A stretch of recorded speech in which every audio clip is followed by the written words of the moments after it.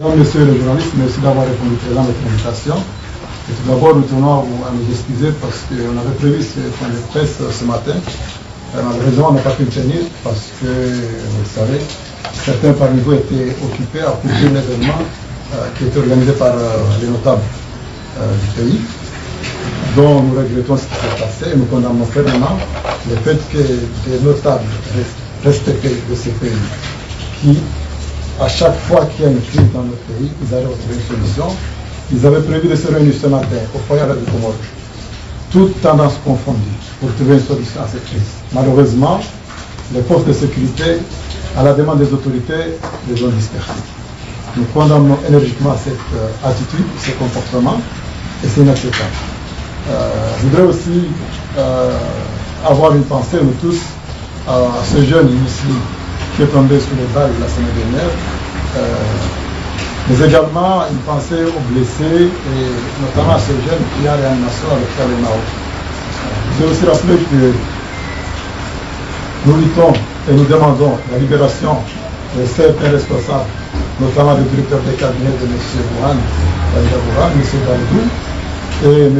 Momo qui est un conseil spécial, et notre directeur de campagne, M. Hassan, mais également l'élu de Mori, M. Adé. Je voudrais aussi rappeler qu'il y a plus de 200 jeunes en ce moment qui sont en détention d'une manière abusive. Il s'agit de l'arrestation arbitraire et que les délais de garde à vue, tout le monde le sait, a dépassé et jusqu'à ce jour, ces jeunes sont en détention. Malheureusement, les autorités, au lieu de réunir tous les acteurs pour trouver une solution, il y a une campagne de propagande qui est lancée, organisée par le porte-parole du gouvernement, en train d'organiser une conférence de presse avec des médias étrangers pour expliquer qu'il n'y a pas eu des irrégularités pour que nous disposons de tous les preuves. Le monde entier est au courant. Toutes les preuves irréfutables que nous avons remis à la Cour suprême pour justifier nos requêtes. Et nous tenons à dire à l'opinion que dans quelques heures, la Cour suprême va proclamer le résultat provisoire. Nous sommes attentifs. Définitif. Le résultat définitif.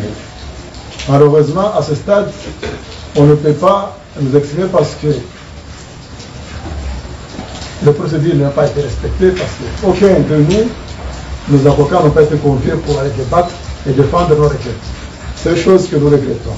Alors, nous prenons à témoin la communauté internationale que nous avons rencontrée à plusieurs reprises par rapport à cette situation, mais également à la population comorienne, pour dire que si jamais la Cour se met à valider les résultats fabriqués par M. Idriss, ensemble, tous les candidats, aussi bien les gouverneurs que les présidents, n'auront pas reconnaître ces résultats. Ça, c'est notre décision et nous tenons à informer nos militants, la communauté internationale, mais également vous en tant que journalistes, de relayer cette information parce que nous ne sommes pas d'accord à ce que notre pays puisse être pris en otage par un groupe de gens. Bon, je peux laisser la parole à notre citoyen pour compléter, parce qu'il est important aussi d'avoir les... Voilà.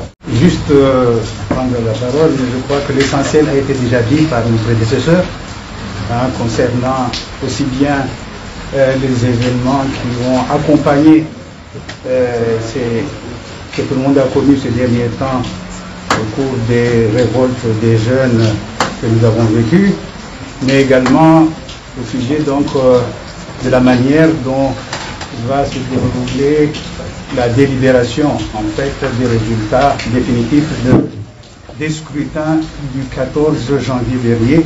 Il est déjà dit, nous l'avons suffisamment répété à travers des communiqués comme quoi tous les éléments à notre possession qui peuvent être vérifiés par toute personne qui le souhaite, tous les éléments à notre possession témoignent bien que les scrutins donc, du 14 janvier dernier, aussi bien au niveau des gouverneurs qu'au niveau du président, ont été truqués. C'est une mascarade qui a eu lieu et que nous l'avons dit et nous le répétons ici, que nous ne demandons que purement et simplement l'annulation de ces deux scrutins pour que qu'on réunisse les conditions, pour